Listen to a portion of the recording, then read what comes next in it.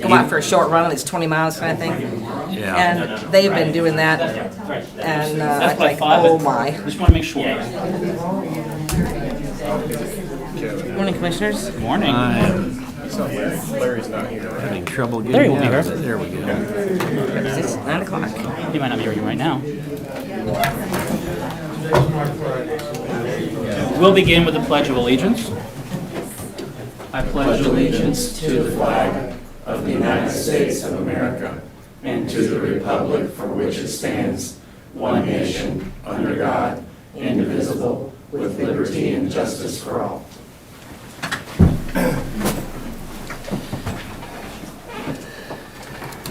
Good morning. Welcome to the July 1, 2021 meeting for the Shawnee County Board of County Commissioners. My name is Kevin Cook. I serve as the chair this year, also representing District 2. Joining me today is Commissioner Bill Rippon, representing District 1. Good morning. Good morning. And Commissioner Aaron Mays, representing District 3. Good morning. Morning.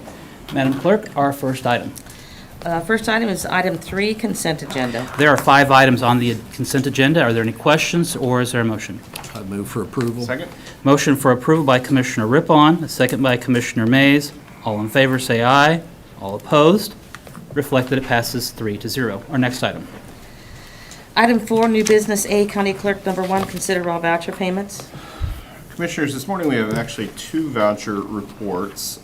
First one is from June 25th for $1,999,199. Highlights on that are under Bridge Project for WCI Incorporated, $105,732.60. Is for the final payment on the Northwest Wilson Road over the tributary to Half Day Creek project.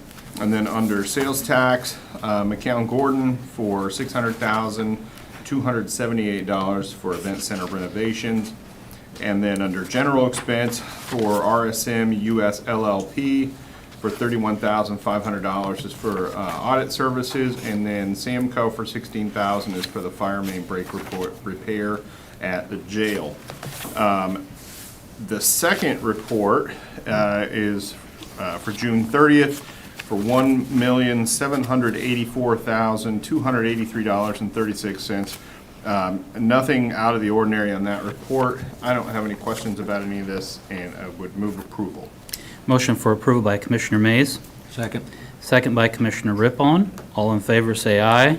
All opposed? Reflect that it passes 3-0. Our next item. Item A2, consider correction orders. I'll move for approval. Second.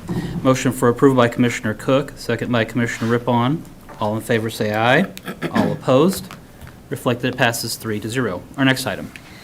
Item B, bond council number 1, consider approval of resolution number 2021-47, authorizing the issuance of Shawnee County, Kansas taxable industrial revenue bonds in an estimated amount of $13 million, and execution of all related documents for the 2020 Southeast 6th LLC project.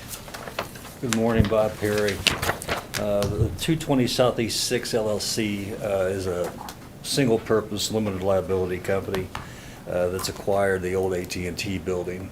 Last year, we conducted a public hearing on their request to have the county issue its industrial revenue bonds in a principal amount of about $13 million. The proceeds from the bonds will be spent to acquire the site and approve the site. They're going to approve the site in a series of phases, and so they're probably going to have the bonds issued in a series of phases. $3.5, $4 million this year, $5-6 million next year, et cetera, and phase it in. For each phase of improvements for which bonds are issued, they're going to ask the Board of Tax Appeals for a 10-year ad valorem exemption, which will correspond to that project's phase. So there'll be a series of potential VOTA exemption orders in place. This has been done with the Mars projects and the Big Heart projects and the Frito-Lay projects, where you have a series of VOTA exemption orders being asked for and being granted, provided that the evidence provided to VOTA supports the exemption request. In this particular case, they'll make it a payment in lieu of tax of no less than $63,000 per year for each year that an exemption is granted. That $63,000 represents a little bit more than what their ad valorem tax would be this year, which is about $62,300,000. There's been discussions which we're still in the process, but I think we're close, maybe 5-6 years into the exemption period, They'll add another $2,000 to the pilot in lieu of payment. The policy of the county is if they're going to make pilot payments, a payment in lieu of tax, is to be no less than the ad valorem tax that was being paid at the time they asked for the IRBs to be issued, which was 2020. So they're going to meet that criteria. They meet the criteria that BOTA needs to see in order to get the exemption, they'll get the exemption. Basically, this building's like 25,000 square feet per floor. There's 5 floors, and they've got a lot of rehab and work to do, because it's my understanding from talking with Seth and Lucky that, this whole thing needs to be redone to come into ADA compliance, abate the asbestos and whatnot. And they're ready to issue the bonds on the first phase and get the project, financed. I know that because it sits adjacent to the courthouse, that they've been working on the building already. I know that they were working on heating and air conditioning, but this is just to continue their work that they're already underway. That's correct, Kevin. And I think, we haven't had this discussion that I can remember lately. So I made a list of some of the recent industrial revenue bond issues for which the county has agreed and worked with the developers to issue the bonds and allow them to get an ad valorem exemption request up in front of BOTA. One was the hotel. Their pilot payment is $34,000. One is the assisted living facility over on the old Minigo Hill that's right to the west side of the cinema, and their pilot is about $12,200. The St. Francis acquisition that we did to help St. Francis become part of the Arden KU healthcare system is paying about $23,000 as a pilot. The Federal Home Loan Bank is a $44,000 payment in lieu of tax. Walmart, since it was raw ground that they acquired for their new facility out there, when they were paying $1,000, was the prior tax. Now they're going to pay about $3,400. And then the Cedarhurst assisted living facility that was just started over at 17th and Urish, the tax from 2020 was about $900, and they've agreed to pay a positive $1,500.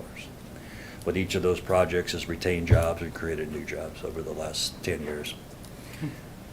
Any questions for Mr. Perry? Yeah.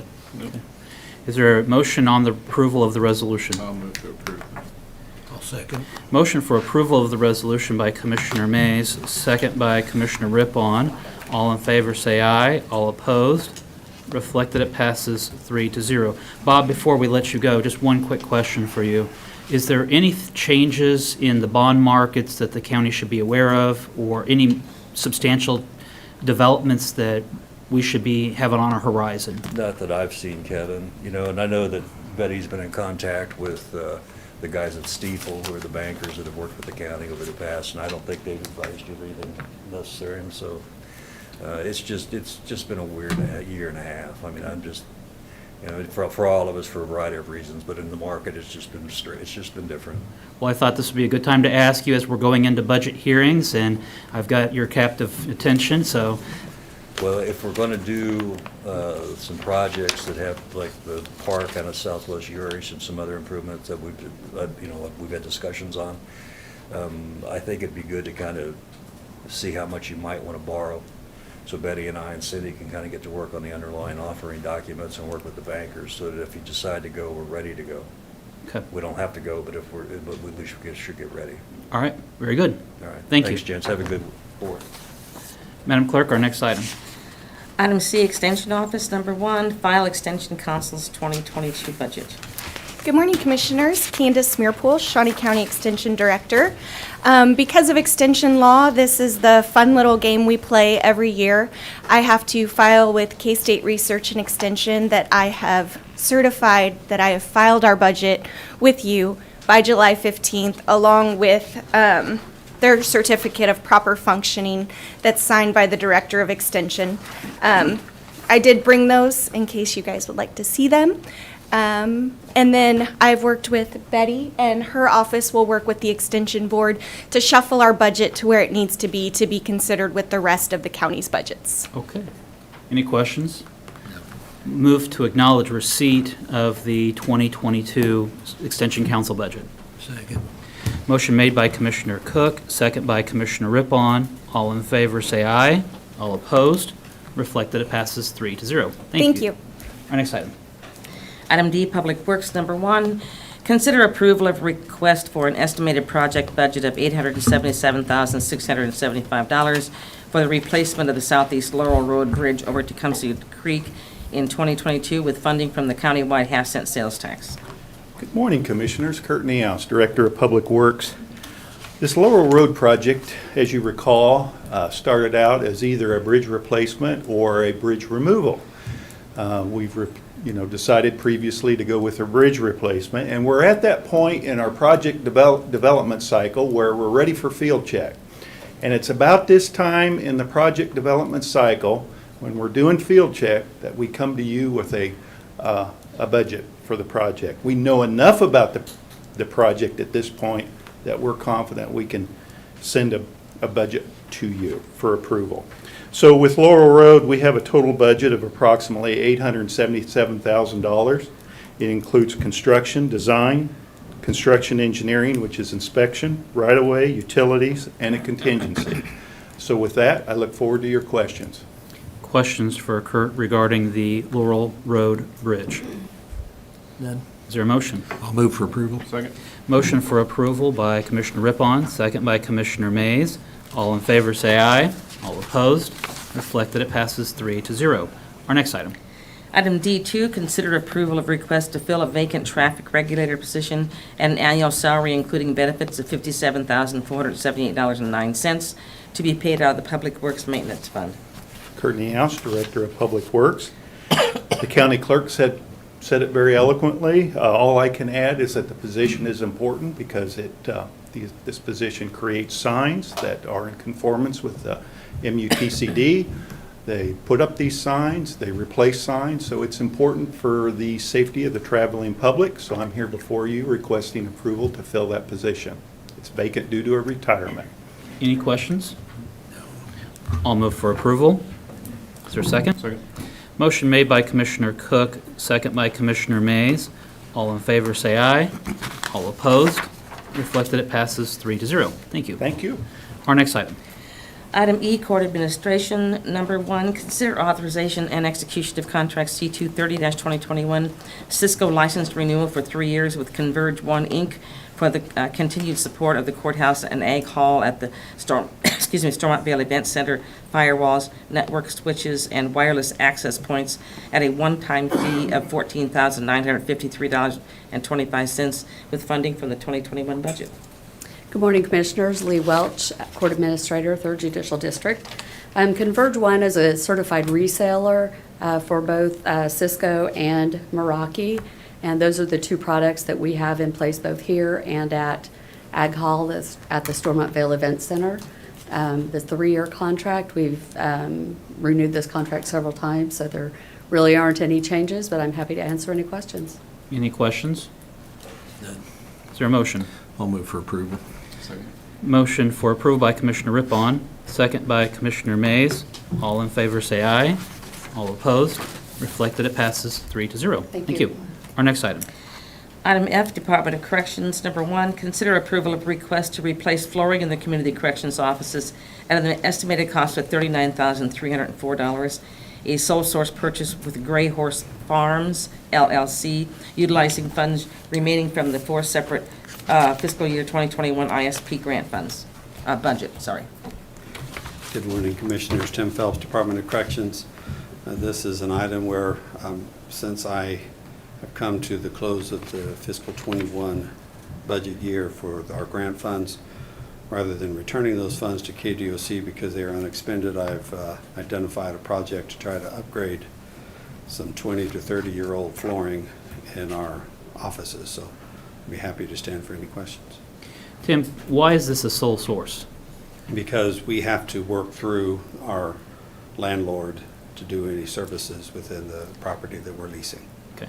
And as outlined earlier, you said this is state grant funds that are going to be paying for the project, and so we're the conduit for those state grant funds. That is correct, and these are unexpended because we had some services that we ended up not having to pay for because of COVID-19, so we had it remaining in the budget. Any questions for Mr. Phelps? No. Okay. Is there a motion? I'll move for approval. Motion for approval by Commissioner Rippon, Second. second by Commissioner Mays. All in favor, say aye. All opposed? Reflect that it passes 3-0. Thank you. Thank you very much. Our next item. Item G, Health Department, number 1, consider authorization and execution of contract C231-2021 with the Kansas Children's Service League to renew outreach, prevention, and early intervention services from July 1, 2021 through June 30, 2022, with $360,000 in accessible funds for KCSL. Good morning, Commissioners. Teresa Fisher, Director with the Health Department. This request before you today is the request for Kansas Children's Service League to be able to access the Medicaid match dollars. We essentially serve as a pass-through agent for them. Those funds are typically only available to local health departments. So this is something we've done for many years. The program that they used with these funds is their Healthy Families program, which is an evidence-based program. Several years ago, we did strengthen, I would say, this agreement so that there was additional transparency through it with such a large amount of dollars passing through for financial reporting purposes. I'd be happy to answer any questions you might have about this agreement. Any questions? No. Is there a motion? I'll move for approval. Motion for approval by Commissioner Mays, Second. second by Commissioner Rippon. All in favor, say aye. All opposed? Reflect that it passes 3-0. Our next item. Item G2, consider authorization and execution of contract C232-2021 with TARC to provide in-home nursing services in the amount of $15,000 for a one-year period from July 1, 2021 through June 30, 2022, with funding from the federal Medicaid match, private match dollars. Good morning, Commissioners. Teresa Fisher, Director with the Health Department. This is our annual agreement with TARC. We provide a contract nurse in order to provide the nursing services that they need in order to be in compliance. This supports their developmentally delayed infants and toddlers in their program from birth to age 3. Again, this is something that we've done for many years. One of our nurse family partnership nurses is the one who provides that, and so we receive compensation from them to provide this service and then match the rest of her salary through our other grants. I'd be happy to answer any questions. Teresa, just a question. I mean, this is a contract we've had for a number of years. It's a great service to the community. It is a social services need, but we have a separate budget allotment for TARC. Why does this fall under the Health Department for us as opposed to being just directly to TARC? Sure. I think the main reason that we've continued to do it is that oftentimes they don't need what is considered skilled nursing. And so we are able to provide a broad general nursing piece for their services. So we provide evaluations to determine if the children are eligible. And then if we do need to be on a case, we are on a case as nursing and we provide additional consultation. So it's not a true skilled nursing and the need of that. And so they have chosen to continue to partner with us based on the nursing services we're able to provide. And is there benefit in having a partnership between TARC and the Shawnee County Health Department? Absolutely. These are families that typically we might already be serving through other services. Sometimes they're already in another one of our home visitation programs or involved in our WIC program. And anytime you get a chance to partner with a community partner and putting two providers together for the betterment of a family, it's always a win in my opinion. Any questions? No, it's a very important service. I move for approval. Second. Motion for approval by Commissioner Mays, second by Commissioner Rippon. All in favor, say aye. All opposed? Reflect that it passes 3-0. Thank you, Commissioners. Our next item. Item G3, consider approval to submit the Kansas Department of Health and Environment Local Health Department COVID-19 Vaccination Incentive Plan for supplemental funding. Morning, Commissioners. Derek Thurlog, Infectious Disease Manager with the Health Department. Here this morning to ask for approval to submit the Kansas Department of Health and Environment Local Health Department COVID-19 Vaccination Incentive Plan. So KDHE is offering supplemental fundings for the Kansas Immunization Action Plan. This is really to kind of not only expand access to the vaccine, but to also look at things like equity and some of those concerns and increase confidence. We were made aware less than a week ago now that supplemental funding may be used to provide incentives to encourage participation in the COVID-19 vaccine. What this requires is the local health department to submit an incentive plan to the state, who then submits that plan to the CDC for approval. No funds can be used for incentives without CDC approval. We would be notified of our approved plan by the 23rd of July, and then we would come back to you all as part of the larger, broader immunization action plan for approval.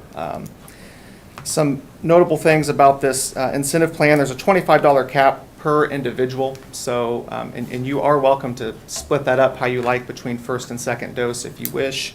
That would be part of the plan itself. It can be used on things like haircut vouchers. We know of some other local counties that are doing things like chamber bucks, and so keeping the funding that's coming in into the county and focusing on some economic boost as well. So that definitely has potential. And there's no cost to Shawnee County for this vaccine plan as well. So again, we're submitting the incentive plan to the state. They in turn submit to the CDC for approval. We're notified, and then we return for another broader application. And I'm welcome to answer any questions. So the discussion about the $25 cap for the incentive, that's not something that we're going to be deciding today. No. This is just submitting it to the CDC via the state. Correct. For their blessing, and then if it is blessed, then we could take that up at a later time. Correct, yep, that is my understanding. And where does this $25 come from? Is it coming from the county? Is it coming from the state? Is it coming from our ARPA money? So, Teresa, I don't know, this comes mostly from federal grants down through the state, who can then divvy it up among the counties, is my understanding. Do you have a? Yeah. So, but it's not coming from the federal allotment of recovery funds? No. Okay. Any other questions? There's no county money involved in this. No. No. Okay. No other questions? I'll move for approval of the submission of the plan to the Kansas Department of Health and Environment. I'll second. Motion made by Commissioner Cook, second by Commissioner Mays. All in favor say aye. All opposed? Reflect that it passes 3-0. Thank you. Our next item. Item H, Stormont-Vail Events Center. Number 1, consider approval of request to renew and extend partnership and vendor agreements, contract C-233-2021 and C-234-2021, for a 5-year term with Shendel Lawn and Landscape for snow removal and landscape services. Good morning, Commissioners. Kellen Seitz, Spectre Venue Management in the Stormont-Vail Event Center. The request before you today is to allow us to enter in and extend our current agreement that we have with Shendel Lawn and Landscape Services, excuse me, to provide landscaping services, flower maintenance, mulching, and snow removal at our property for the next 5 years, ending in 2026.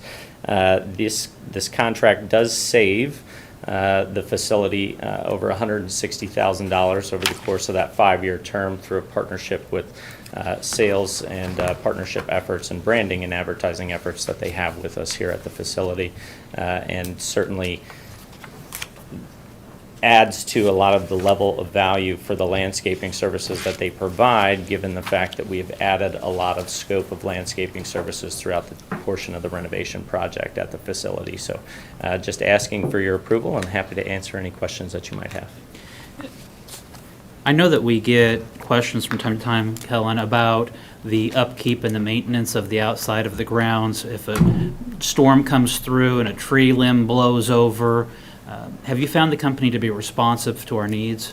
Yes, yeah. I think our satisfaction level with Shendel Lawn and Landscape has been fantastic. I think the main portion that we have extreme severe needs with is during the winter season for snow removal. The winter season for our facility management purposes is our busier season. We tend to be a little bit lighter in content throughout the summer months. And during the winter time, our snow removal process takes a lot of effort. They're out there in the wee hours of the morning, making sure parking lots are cleared, sidewalks are salted, not just for our property and our building at Landon Arena and Exhibition Hall, but also some of the surrounding properties at Maynard Conference Center, at the Shawnee County Extension Office, and they service the needs of all of those properties and buildings on our campus. And if the things are not salted or cleared to our liking, you're able to call them up and get it redone? Absolutely, yeah. And we have our team members on site in our operations department that contact and communicate with them throughout the wee hours of those mornings to make sure every spot is being hit. And we're only doing the areas that are of need during that time. So if we have events going on that following day and we have a snowstorm, obviously the needs of clearing that snow removal are a little bit different in the event that we don't have anything going on. It's a little more scaled back and limited service at that point. And does the coverage go all the way around to where the extension office is at and cover that area as well? It does. It pretty much covers the parameters from Western Avenue to Topeka Boulevard and in between 17th and 21st Street. Okay. Any other questions? I had a question about the landscaping since our renovation. Has that all been completed now? Close. This Kansas weather has not been extremely cooperative. They just finished up that center island landscaping this past week and seeded that area. We've added the berms and some landscaping rock. The areas that still need to be attended to are that cross section of grass area in between Capitol Plaza Hotel and Exhibition Hall. That is next on the list for landscaping services, but for the most part, we're very close to being finished. I noticed some of the traffic islands where we originally had trees, there's nothing there now. Yeah. Is that going to be addressed as part of this project, or? So as part of the civil engineering on the project, trees were removed out of some of those islands, but they were added back in other areas. So if you've driven down Topeka Boulevard, you'll see an addition of, I don't know the exact number of trees, but I would imagine it's probably close to about 10 to 15 trees that line that sidewalk down there on Topeka Boulevard. I know Cook, Flatt, and Strobel, the civil engineer on the project, worked very closely with the city and HTK and McCown and Gordon on where the best placement of some of that additional tree landscape would be placed. Okay. I just noticed some of those islands, they just look kind of barren now. Some of them have trees, some of them don't. And be good to go back with some trees and some of those. I think kind of softens the parking lot. Sure. Makes it look a little better. So, Commissioner Mays? just to kind of piggyback off of that, those traffic islands that for some events become parking spots. Yes. And so I believe the trees probably would prevent that, but I mean, is there any consideration given to that when we're putting this plan together that, when we have, the demolition derby is one in particular that I've been to that, they're parked everywhere. Sure. On the grass and everything, and so is that something that we're considering when doing this? Yeah, we did address that concept. We do have challenges on some of our larger events, demo derbies, Kansas Kids Wrestling being probably two of the most primary ones where those landscaping island areas are utilized to our dismay as parking areas. That center island, we did a lot of landscaping work in there to prevent that. We added berms, Kansas native grasses, but as well, in addition to that, added a lot of limestone bouldering and rock placement throughout that island. So you won't really be able to get in there unless you have a vehicle that can climb over rocks. The other areas is we've expanded that lot, that grass lot, which we use for a lot of our overflow parking, down on the the eastern end of that main parking lot that borders up against Topeka Boulevard. They have added some additional gravel and some rock out there that lays underneath the grass surface that allows for a little bit safer and more consistent parking service, so cars can park on there and, if there is rainy weather, not get stuck or tear up that ground quite as much. So we've done our best to try and add in every piece of the project that allows for overflow and excess parking. However, I don't think we'll see as many of the issues as we've had in the past, as the renovation of the parking lots themselves and the addition of the line striping really help to identify exactly where cars need to be parking, in addition to our parking services and bolstering up our parking staff that try and prohibit people from parking where they shouldn't be. Good, appreciate that. Okay. Any other questions? Commissioner Cook has a vehicle that would climb those rocks. I do not, though. Okay. If it happens, it wasn't me. All right. Is there a motion? I'll move for approval. Motion for approval by Commissioner Rippon, second by Commissioner Mays. All in favor say aye. All opposed. Reflect that it passes 3-0. Thank you. Thank you, Commissioner. Our next item. Item I, Parks and Recreation, number 1, consider approval of request to, number 1, advertise and fill the reclassified position of a Forester 2 at a salary including benefits of $57,017.60, and to fill any subsequent position that becomes vacant as a result of filling this position, and 2, close the unfilled green space superintendent position. Morning, Commissioners. Jeremy Myers, Shawnee County Parks and Recreation. Our clerk has said it perfectly. I will add that we have worked with the Human Resources Department to work on this position and job responsibilities. We do have sufficient operating budget funds for this position to support it. So with that, I'd answer any questions. Any questions for Jeremy regarding this position? I'll move for approval. Second. Motion for approval by Commissioner Cook, second by Commissioner Rippon. All in favor, say aye.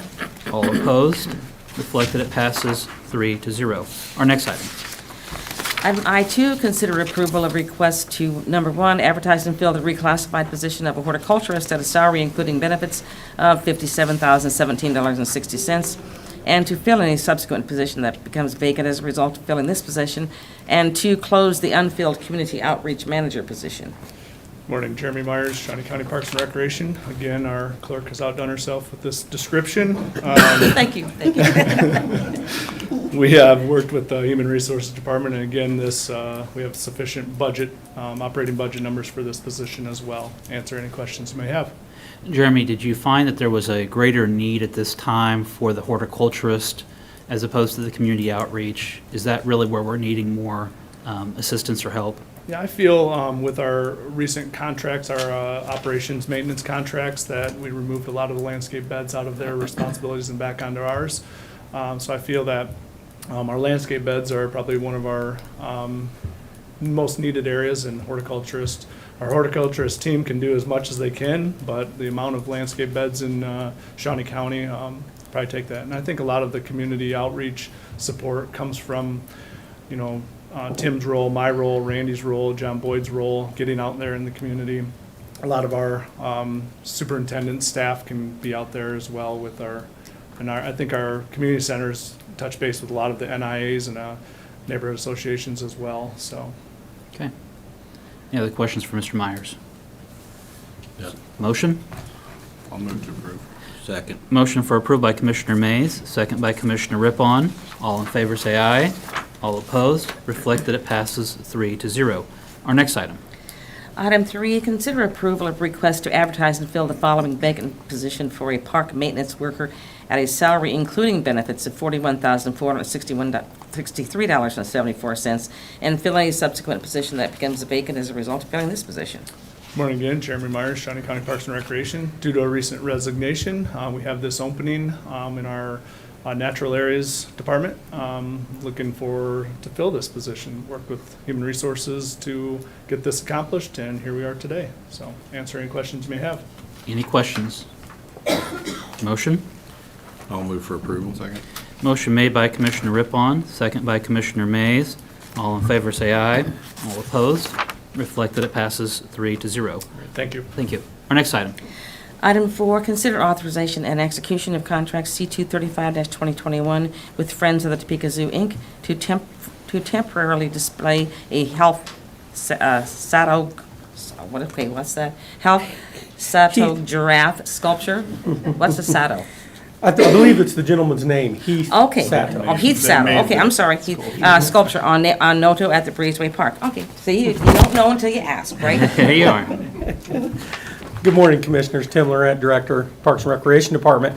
So this morning, yes, we're standing here today. We'd like to get permission from you to enter into an agreement with the Friends of the Zoo to temporarily house a 15-foot sculpture of a giraffe. There's actually 2 of these. Another one will be housed on the other side of town in another location, not a Parks and Rec location. But they're temporary homes for these giraffe sculptures until they're able to move them into the zoo. So we think it'd be 10 to 12 months. But this really does fit right into what we're trying to do at this park, rotating different art sculptures throughout the year. So works perfectly for us, and it helps the zoo with the situation they're in. So I'd be happy to answer any questions. Any questions? Mr. Mays? Yeah, so Tim, it's my understanding a sculpture's already been installed. So is there a Correct. plan of action for if Commissioner Rippon and Cook vote no? If they vote no, then the Friends of the Topeka Zoo will come and remove said giraffe. All right, you guys heard it. So. Well, Commissioner Rippon? What is this thing, what is this sculpture made of? Is It's it metal, con- it's, metal? yeah, I actually wanted to show you a picture today, but the picture I had just wouldn't, it was too fuzzy, it didn't look right, so I didn't want to do it, but it is impressive. And where's it located right now? So, Veterans Park, and then we kind of refer to this section of Veterans Park as Breezeway Park. Yeah. It's just the area that, gets you right there next to the Nordsman and that little island. We've done a lot of improvements there. We've hung lights across the top. We've installed these spheres throughout, these colorful balls, and there's murals on each side of the breezeway. There's also hopscotch down the sidewalk. There's for you hopscotch commissioners. on didn't the see that. sidewalk, I and didn't- You so can bring chalk. The nice and add pretty. more if, you'd if like. you go down there on a first Friday, it is packed with people taking photos, and this will only add to that, so. Neat addition. I expect a picture of Commissioner Rippon in the giraffe. I have a be real tomorrow. quick question. Yeah. More related to future projects. Is this something that, where, you said we're gonna have more art that's gonna be installed there. Do we need to just have one contract with like Noto to do these so that we don't have to have an agenda item every time they come up? We could do that. I think the only thing is that we need to play a role in that as far as making sure these are installed properly and that they fit the space that we've defined. So I don't think it's a situation that I can just say, hey, Noto, you take care of this and let us know if you need anything. I think the county still needs to be involved. So it may be a situation, however, where honestly, I think we're probably going to need to come back up to the commission because we'll sign memorandums of understanding with these groups, basically to make sure the county's not responsible if anything happens to these sculptures. Yeah, well, let's talk offline and try and work something out. Sure. Because I don't know that we're gonna need to get an individual contract for each piece of art that comes up, because I could see this becoming tedious at some point. Well, I think that this is a step, though, in a direction towards public displays of art in our parks. And I'd like to see the Parks and Rec do more of this. We have a lot of green spaces, we have a lot of parks. Children's Park at 6th and McVicker comes to mind, where there's just not a lot there, and it could be display for public art. Sure. And the more things that we can do to brighten the city, to brighten the county, to display public art, I think there's opportunities. Yeah. I would agree. Speaking of that breezeway area, what is our lighting like right now? I know in the past that was really dark in there, and of course, First Friday goes well into, Yeah. Well, we've installed string lights okay, from that zigzag back and forth across that area. okay. Because actually the county owns those walls on either side of that breezeway. And so it's, at night, it's a neat space. And Very those are well on lit. every night? Huh? Those are on every night? I believe so. How is our lighting in that parking lot behind? I think it's sufficient. Yeah, Okay. I think it's fine. All right. We have made improvements there. We installed electricity for food trucks so they could park in that parking lot. So we've done a little work there too. Motion? I'll move to approve. I'll second. Motion to approve by Commissioner Rippon, second by Commissioner Mays. All in favor, say aye. All opposed? Reflect that it passes 3-0. Thank you. Our next item. Item 5, consider authorization and execution of contract C-236-2021 with Palatus Royale to provide mobile food vending throughout the parklands with independent contractor to pay a $250 annual permit fee. Good morning, Commissioners. Randy Luby, Parks and Recreation. Before you today is just our mobile vendor food permit. It gives us a vendor a chance to sell, I think they sell ice cream products at different locations in our parks, and it's good to the end of December. Be glad to answer any questions you may have. Any questions? Which parks do they? Basically, work it's in? Gage Park, Lake Shawnee, Felker, and Garfield. And they know if we are offering concessions in certain areas like the ballparks, they don't choose those parking lots, they go to different parking lots. And if we have events in those parks, where there's other food vendors, do they? They don't go where they go. Right. Okay, all right. Any other questions? Is there a motion? Move to approve. I'll second. Motion made by Commissioner Rippon, second by Commissioner Cook. All in favor, say aye. All opposed? Reflected it passes 3-0. Thank Our you, next item, Commissioner. thank you. Item I6, consider approval of request to issue a request for proposals for the redesign and construction of a putting green at Cypress Ridge Golf Course with an estimated project budget of $65,000 with funding from the Golf Revenue Revolving Fund utilizing user fees. Morning, Commissioners. Jeremy Myers, Shawnee County Parks and Recreation. This is a request to go out for RFP to reorganize our 13th green at Cypress Ridge. This would be paid for by the golfers, utilizing the revolving fund.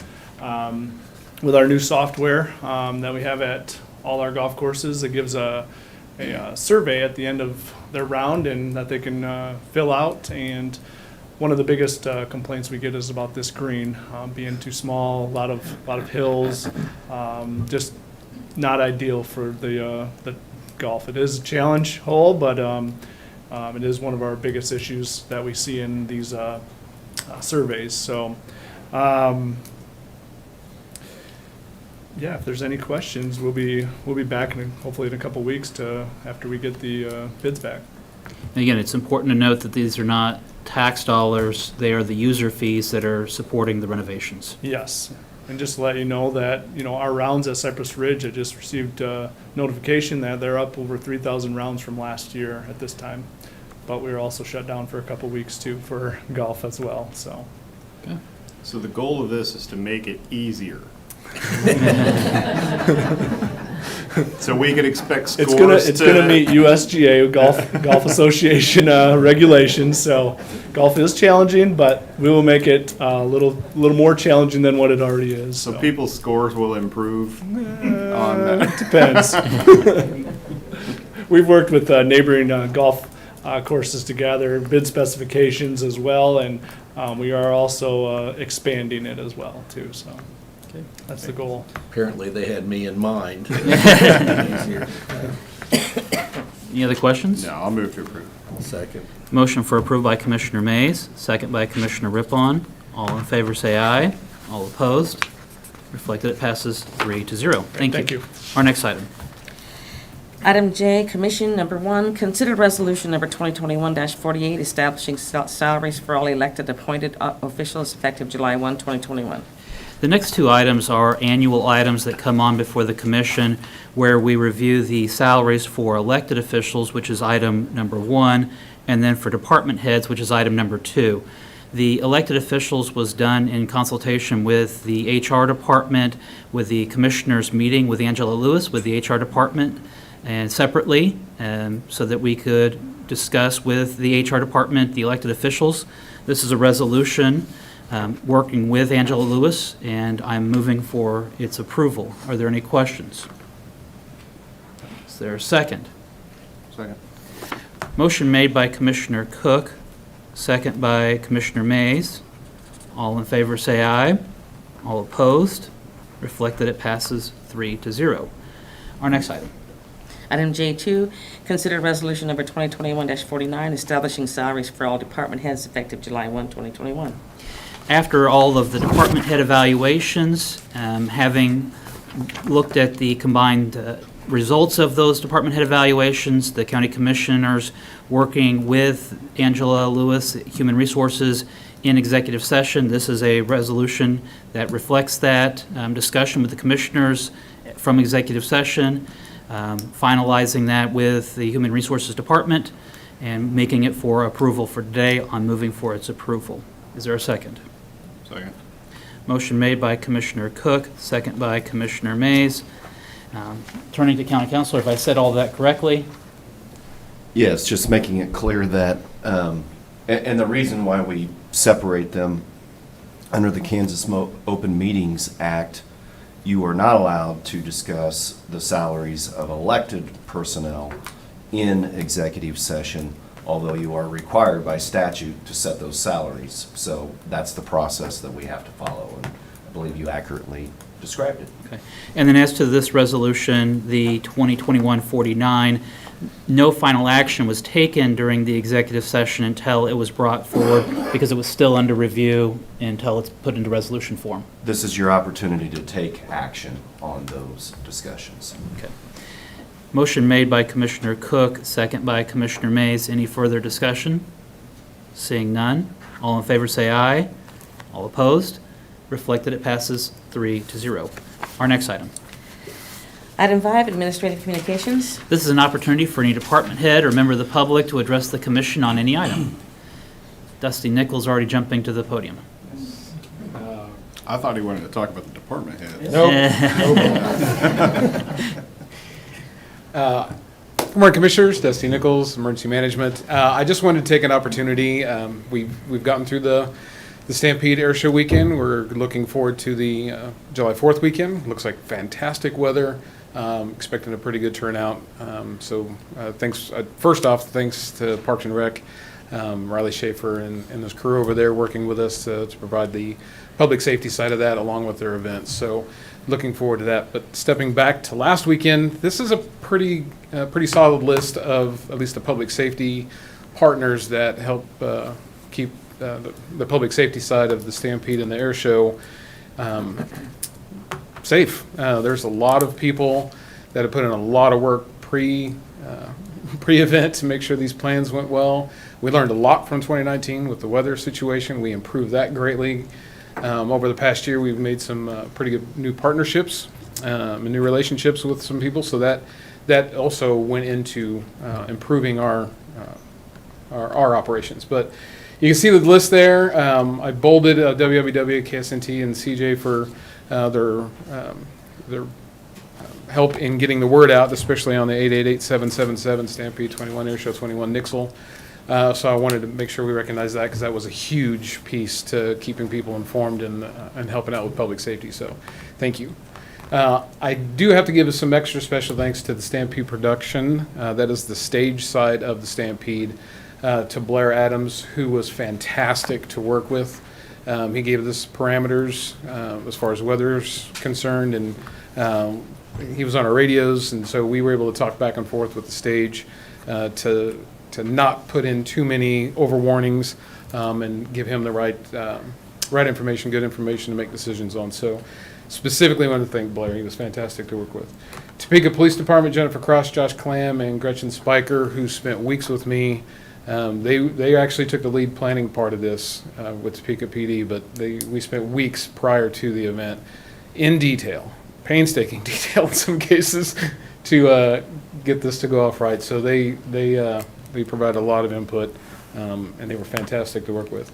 I also want to thank Shawnee County Health Department. We had some shortfalls, personnel, and so they loaned us Morgan Hunter, who's the public safety, the health side of the partner planning piece.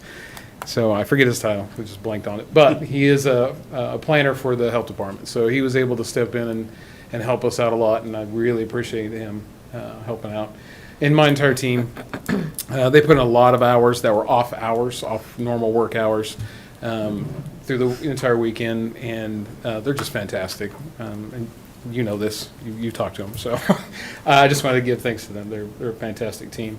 And the attendees who attended both of those events, we know it was a little rough, some weather things going on there, and I do want to thank you for taking those matters serious, making your plan before you got there, and then when we had to issue those warnings, you took action. There was no injuries, no deaths, no nothing along those lines in relation to weather. I know there was some damages from a windstorm, thunderstorm on Friday night, but you guys stayed safe. Thank you. And then the owners of the Stampede and Air Show specifically, thank you for bringing your productions to town and putting them on the same weekend close together. That helps us a lot. Sharing resources and bringing those events here, bringing a lot of people together on a good thing after a rough COVID year was really good to see. And I know our economy appreciates it and everything else. So we will have an after-action report. We're still gathering data as far as numbers go and what we can do better. But I had to at least thank these people right away. So that's all I have. I can stand for any questions. Any questions? No, I just wanted to thank you for all your work and your staff and all the people you mentioned. I know it's quite an effort to get everybody together and get everything organized, and you've still got an event or two to go yet, so. Yeah, we're getting through. Yep. Well, thank you. Yeah, thanks Dusty for all your work as well. I know you put a lot of hours in on this, coordinating especially with all the other counties. I went out there and checked it out the other day, and the amount of resources that were borrowed from other entities, were a pretty important piece of this as well. So, yeah, thanks to them and for you coordinating. By all reports, it was a very successful event, so hope to see it back next year. Me too. I would echo everything that's been said, and we look forward to Spirit of Kansas and all the planning that goes into that. Yeah, it's good. All right. All right, sir. Thank you. Are any other administrative communications? Good morning, Betty Greiner, Director of Administrative Services. I would like to introduce Nelda Henning. She is our new Director of Facilities Management. She has a very impressive resume in facilities management and maintenance, and I'd like to let her introduce herself. All right. Nelda? Good morning, Commissioners. Nelda Henning. A little side note for my resume. My first project out of college, new to Topeka, was actually in this building. It was when the Shawnee County Jail was removed from the building and the courtrooms were installed. That was my first project. So now I'm back, and we'll see if we can correct the errors from then and make this place even better. I'm sure everything was perfect the first time. It was interesting, that's for sure. Well, we look forward to working with you, and thank you for coming to our team. Thank you. Thank you. Welcome aboard.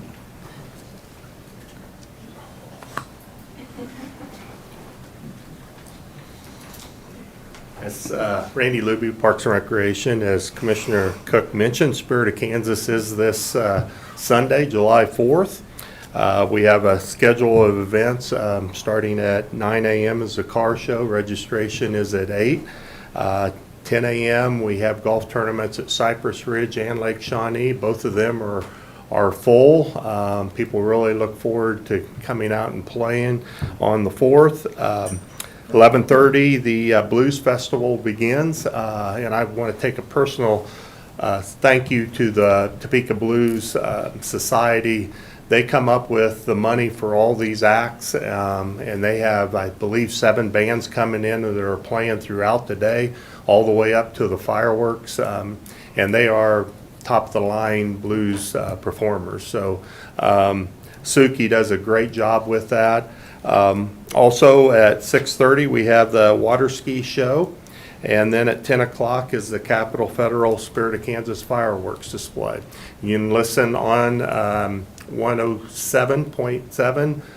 It'll be simulcast through Cumulus Radio. And I want to again thank Capitol Federal as our title sponsor. Ever since 2002, they've stepped up and have paid for the fireworks, which wouldn't be possible without their help. Media sponsors is WIBW and Cumulus Radio, and I can't say enough. Dusty was talking about the partners. This event wouldn't be possible without emergency management and his guidance and helping us direct the traffic. And we got a pretty good team with the Shawnee County Sheriff, Topeka Police Department, our Park Police, Shawnee Heights Fire, Public Works, and AMR, and I can't say thank you enough. Keep in mind the 45th Street is closed, but just be patient leaving, and I think everything will be great. Well, patience getting in, patience getting out. Correct. So, all right. Thank you. Thank you. Good morning, Commissioners. Bill Sutton, Shawnee County Solid Waste. I have a couple announcements today. First, I'd like to thank the City of Silver Lake for allowing us to drop another glass recycling container out there in Silver Lake. That brings total locations up to 9 now for glass recycling, and that address is 404 East Lake Street. It's right behind the Silver Lake Senior Citizens Center. So thank you, Silver Lake, for letting us do that. Second, Monday is our observed holiday, so there will be no trash or recycle collection on Monday for Shawnee County Solid Waste. Our Monday customers will be serviced on Tuesday, and then on Wednesday, we'll be running our double day with our servicing our Tuesday and our Wednesday customers. And lastly, speaking of the holiday, we'd like to remind all the residents that, one, have a safe holiday, but any fireworks residue, please make sure it is extinguished before they put it in the trash receptacle. And please do not put any fireworks residue in the recycling, because it is not recyclable. We want to keep our collection staff, regardless of who the hauler is, safe in our recycling facility. So, thank you. Thank you.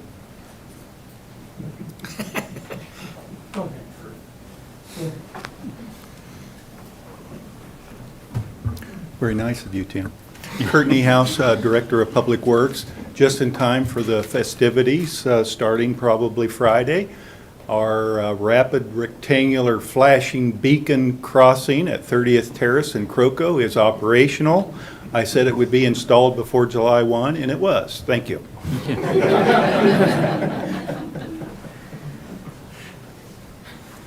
Tim Laurent, Shawnee County Parks and Recreation Department. So July is National Parks and Recreation Month. We have a calendar of events that you can find on our website at parks.snco.us that outlines everything we're going to do in the month of July. But while I'm here, we've put together a little video that we'd like to show that tells all of us a little bit about what Parks and Recreation does. Maybe.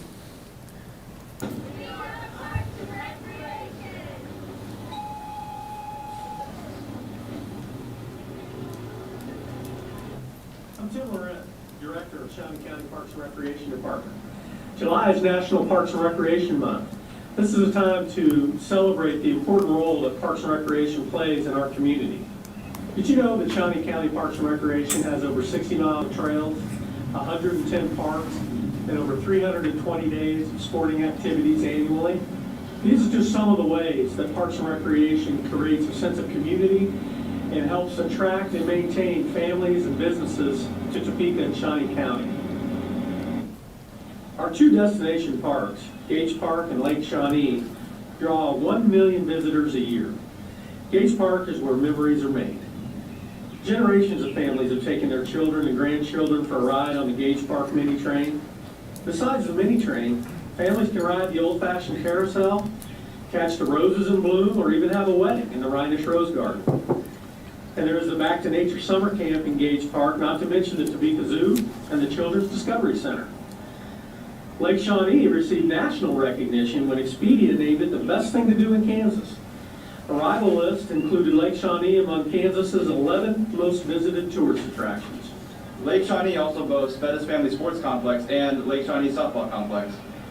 These premier sports venues not only serve our youth baseball and softball leagues, but they host many of the 44 softball and baseball tournaments we'll hold this year.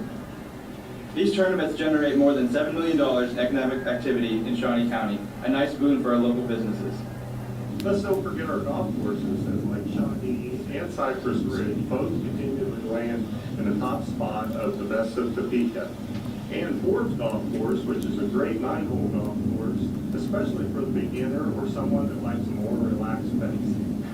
A really popular part of our park system is our public gardens. Visitors have called Ted Inslee Gardens world-class. The Ward Mead Botanical Garden has national display gardens for hostas and daylilies. The Rose Garden has 4,500 roses. All three gardens host Tulip Time. Tulip Time draws as many as 60,000 visitors each year.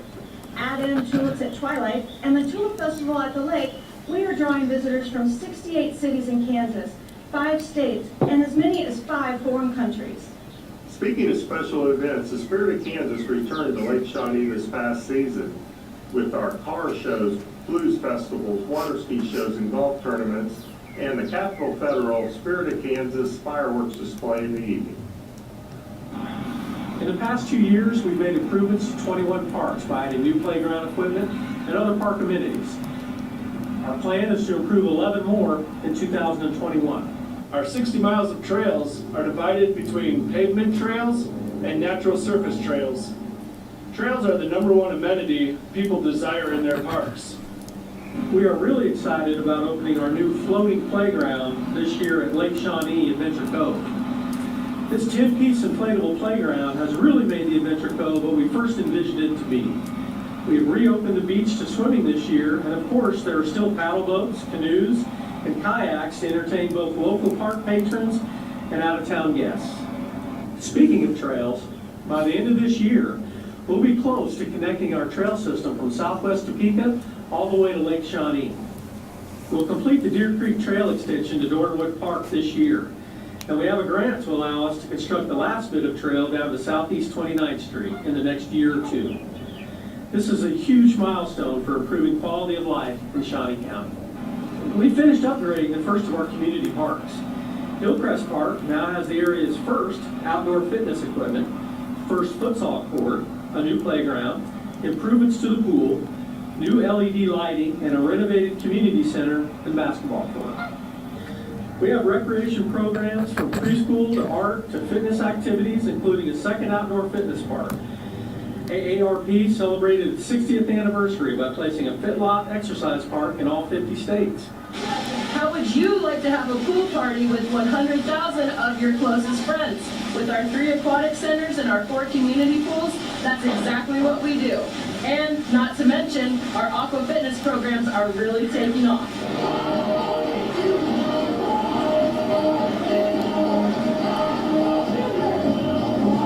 A master plan has been approved for Family Park at Southwest 21st and Urish next to Midwest Health Aquatic Center and Cypress Ridge Golf Course. This will be a third destination park that will draw visitors from outside Shawnee County. It will feature a destination playground different than anything we have in Shawnee County. The park will provide the fast-growing southwest area with basic park amenities, including playgrounds, picnic areas, and a trail system. The park will be built in phases over time. We are also working on a Gates Park master plan. Gates Park has served park patrons well for the last 100 years. Now we must update and upgrade the park to serve our community for the next 100 years. And since it's National Parks and Recreation Month, here's a rundown of what we have planned for July. Each week, we'll be featuring a different part of our park system, from the Adventure Cove to parks and trails, sports, recreation programs, and aquatics. Follow us on Facebook, Instagram, and Twitter, and check our website at parks.snco.us. We'll meet you there.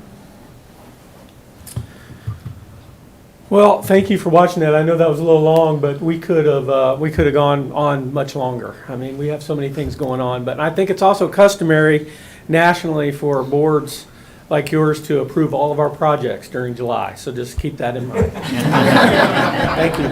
Thank you, Tim. Good morning, Commissioners. My name is Terry Roberts, and I serve as the chairperson of the Shawnee County Parks and Rec Advisory Committee. So I want to thank Tim for putting up the video about, you know, what they've been doing and what we have available to our community. First off, I wanted to thank WIBW and John Dykes and Capital Federal for what they're going to do for this coming weekend. And Kevin, you did a great job in the ad, okay? It's running well, so hopefully we'll have good attendance. We already know that we're going to have good weather if the weathermen are correct.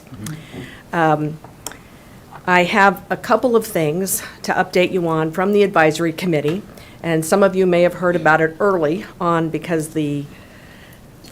for some reason, our advisory committee meetings have become, if it's a slow news day, I think, sometimes the media shows up. So we don't have any choice but to discuss what we're going to discuss, and if we make recommendations, you may hear about it in the media before you hear about it from us. So the first thing I wanted to talk about is the land and trail discussion that we had 2 months ago. 2 months ago, we had the representatives from the Call Valley Bikers Club come talk to us about the dangers they had not being able to cross from 29th Street onto the landed trail because it was closed. And that was because, as you know, Burlington Northern had to fix the track trellis that was down that trail that connects it to 37th Street. So they were concerned about the safety of bikers having to go down Kansas Avenue, adults and children, and asked us if there was anything we could do to really expedite getting that fixed. So, and another thing, we have started having Mr. Crowell join us, which has been very helpful. He can provide us some background information. So he, at that time, provided us some background information. So it was really the committee's recommendation to not kind of get into any kind of adversarial situation, and we discussed a PR strategy. And we talked with the Kaw Valley Bikers on what they needed to do. We had members of our advisory committee who we know were well-placed to be able to talk to people. As you know, we got a Topeka Capital Journal op-ed out of it, and we had some news stories about it. And they asked that we write a letter. So I wrote a letter, and I gave it to the committee the next month, and then I sent that letter to just one person in the Burlington Northern, and that was the PR director down in Dallas. We thought that was our best strategy for trying to emphasize two things. One is kind of a commitment that Burlington Northern has always made to our community, but second of all, and most importantly, the safety of getting it fixed, okay? We needed some timely repairs, and we needed resolution to this. And that's what we hung on to in that letter. I did, as a courtesy, a couple days later, mail the letter to Commissioner Cook and to Tim, so that they would have a copy.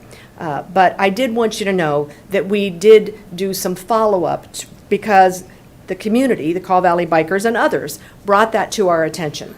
And we also have two bikers on our committee, and they are pretty adamant about sending pictures to me and to Tim so that we know what the dangers are and where we need repairs. So we did follow up with that, and I did want you to know. We hope that that is on a journey to getting it fixed. That's just our hope, okay? And I'm assuming that the attorneys and Burlington Northern will get that worked out expeditiously. So that's our hope. The second thing that we did is we had an issue brought up by actually the staff, and they asked us about e-bikes, which are bikes that have motors on them, and there's actually 3 categories. I didn't know that, but we had to learn a little bit about what we're talking about. And then scooters. We had a little bit of damage in one of our parks with some scooters on one of the fields. And so that was taken to the city, and they've made some adjustments in the scooters. The scooters are on trial basis, I think, until October.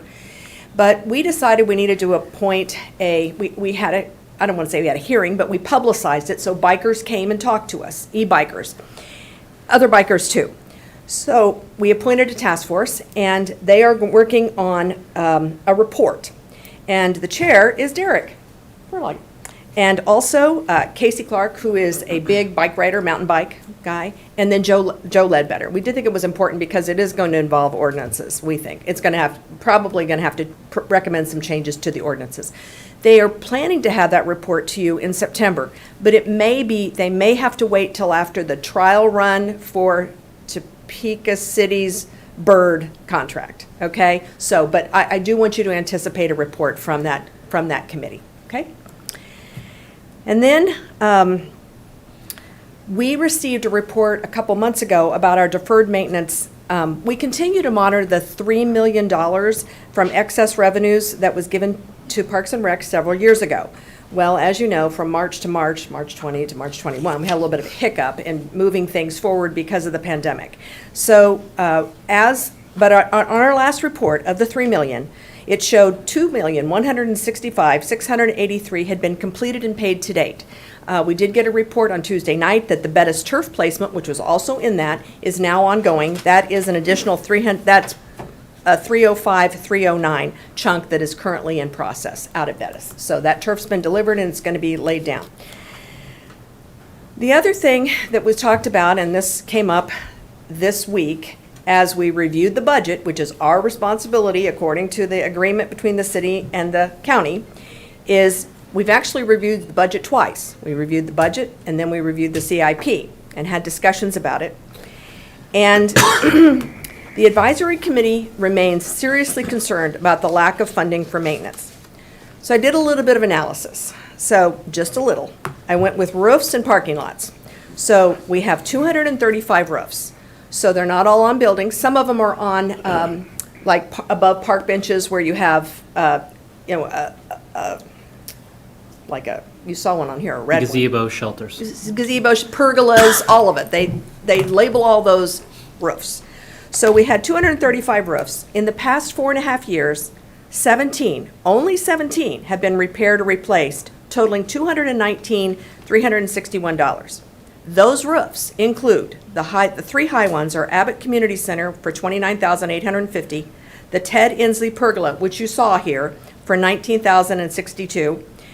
And then we had 6 roofs repaired at the old Prairie Town, and you know, those are older buildings that were there. That's the $37,264.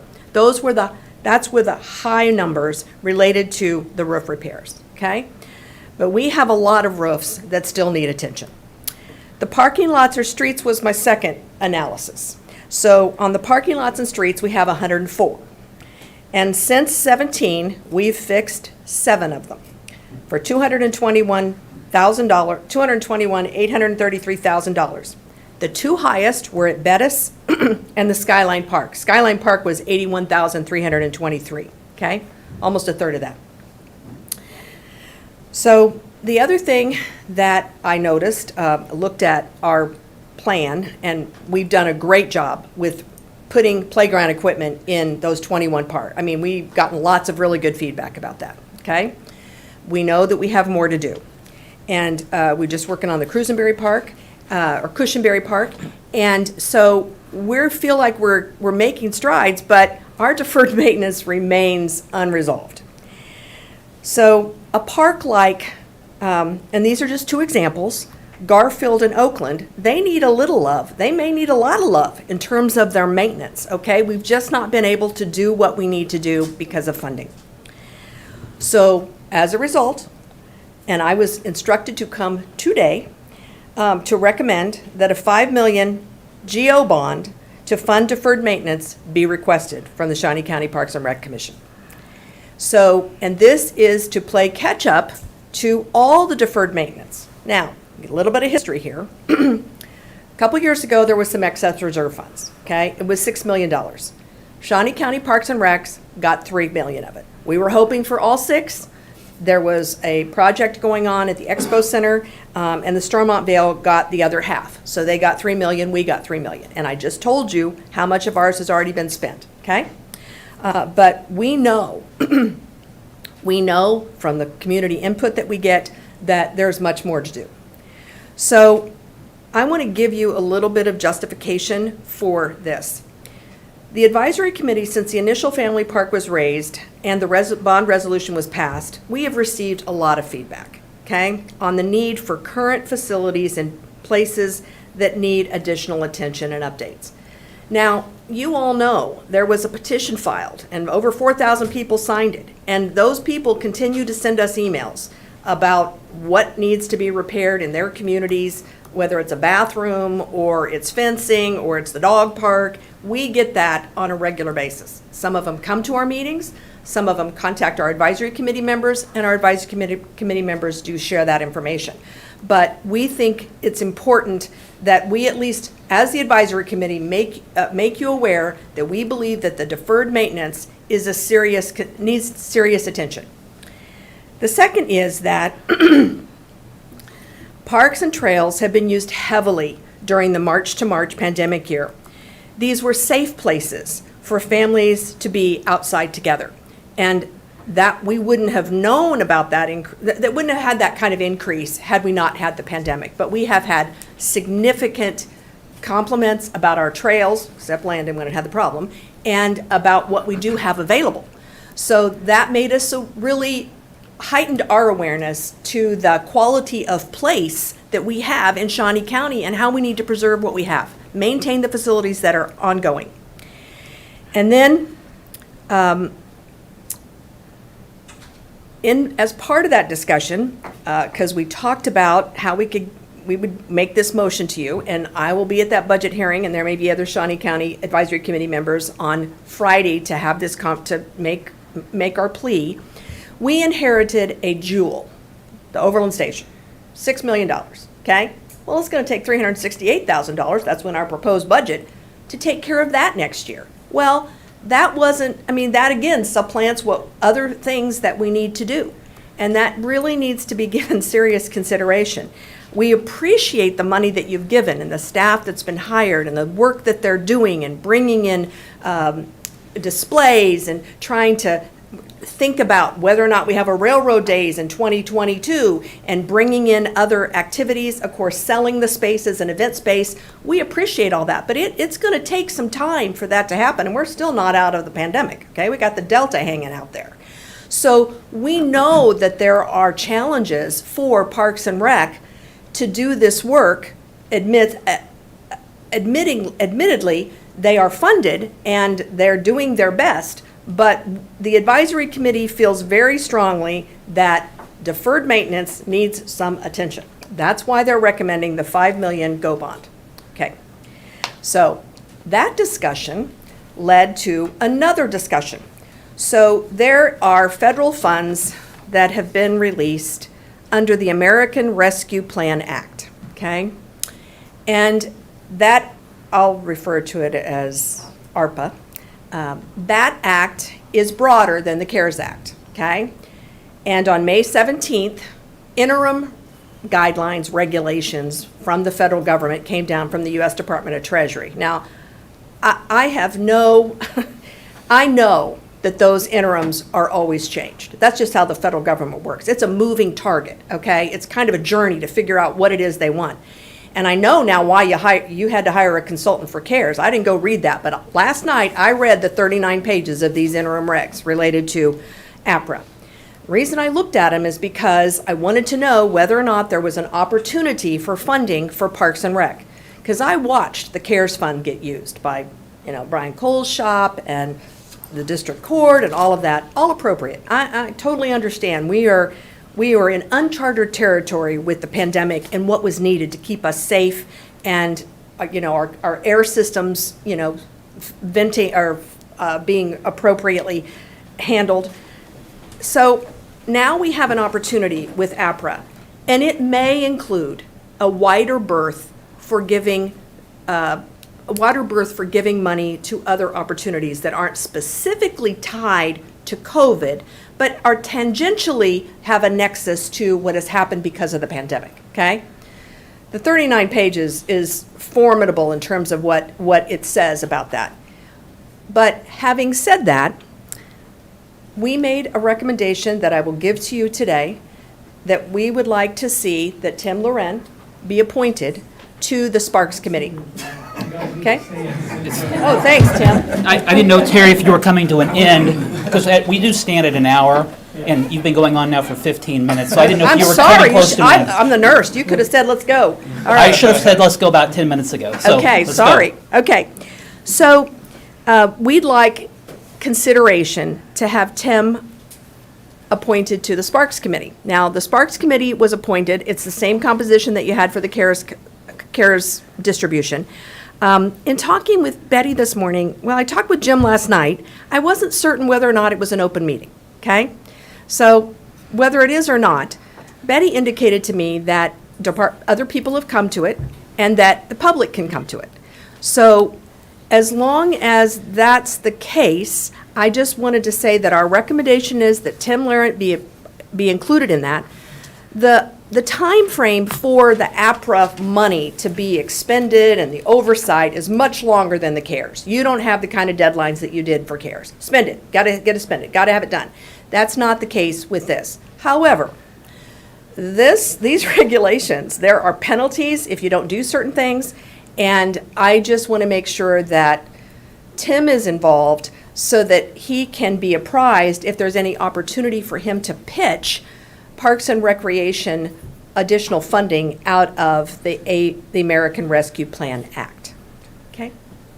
Terry, now that you've gone on for 18 minutes, and you've Yes. made your statement, you're not going to be making an 18-minute speech at the end of the budget hearing or No. during the public comment, correct? So we've heard it once, we don't have to hear it 3 times, right? That is correct. Okay, thank you. I just want to make sure I made clear that I didn't interrupt, and I let you make the presentation, because I know that you were directed by the board last night to make a presentation, or 2 nights ago, to make a presentation today. I was. So, thank you for your report from the advisory board.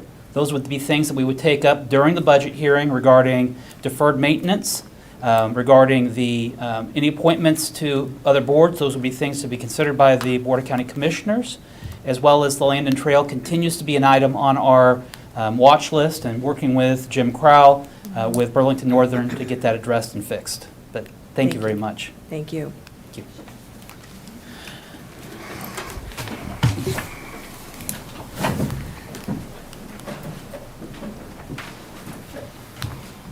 I promise, Commissioners, I'll be very brief.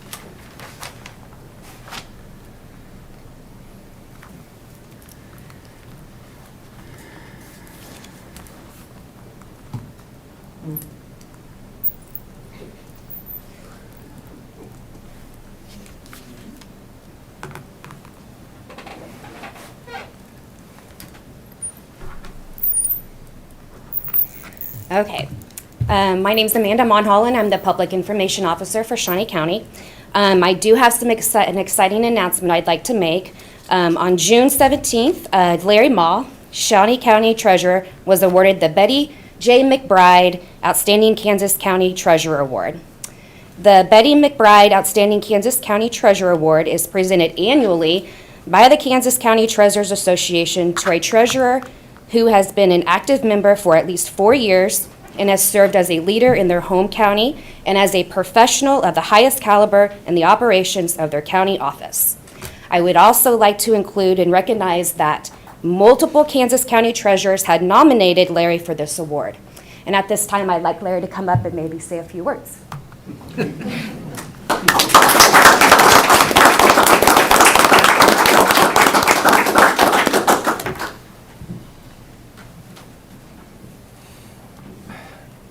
Good morning, Commissioners. Larry Ma, Shawnee County Treasurer. Thank you, Amanda. This is an honor. I think, though, that I don't accomplish anything without my staff, and I think this honor needs to be shared with my staff. They're the ones who do the work every day and serve the citizens of Shawnee County. I have the privilege of being able to lead that group. Also, we in the Treasurer's Office do not operate on an island, and so we can't do what we do without the help of the other departments in Shawnee County, and we have some pretty terrific departments to work with. And I don't want to slight anyone, but I'm going to point out 2 departments in particular that have been very, very beneficial. Number one, the IT department. They keep us going every day. We can't function without our network and our computers. And they were very instrumental in developing the queue system as well as the appointment system and helped us tremendously during the pandemic. I can't say enough about Pat Oblander and IT. Pat's not here today. I was hoping to embarrass him.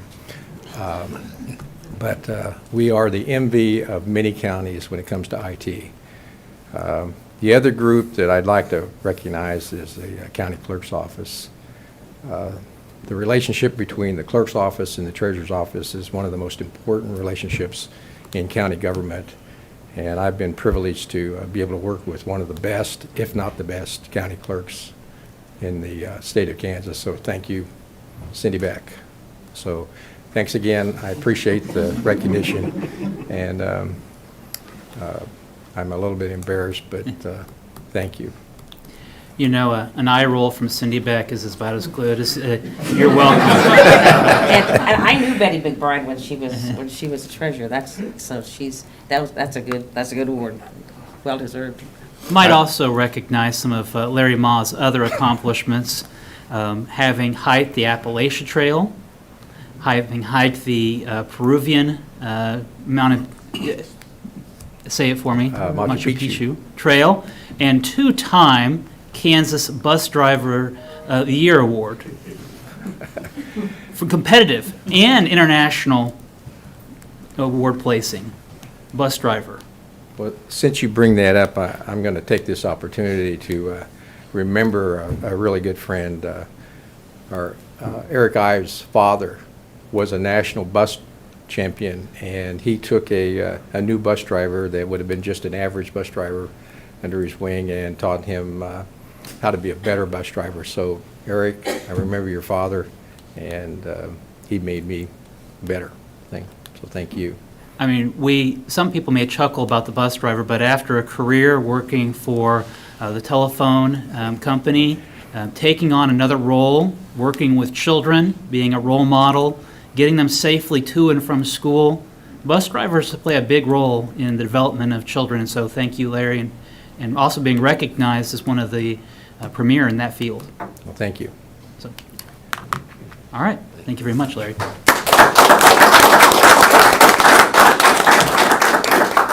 Any other administrative communications this morning? Commissioner Mays, anything? Nothing from me. Commissioner Rippon? Oh, Oh, Betty's coming up. I'm sorry, I thought Amanda was covering this. I was planning on covering it. Okay, then I will sit back down. Sorry, Betty. Commissioner Rippon? I have nothing. Looking into the eyes of a professional. Oh, yeah, that's for sure. Now my turn. It's that time of the year. It's for budget hearings. Our budget hearings will be posted online as well as in person. Public is always welcome to attend or watch online. We do start this afternoon with our budget hearings at 1 o'clock, and those will then go on to, we have budget hearings on Friday as well as next week. You can go online to see the schedule. If you have any questions, make sure that you watch. If you have any follow-up questions, we are always welcome for those to be emailed or telephoned to the county commission or sent by letters. And so, our next item. Item 6, executive session. There is not a need for an executive session today. We are adjourned. Have a happy and safe 4th.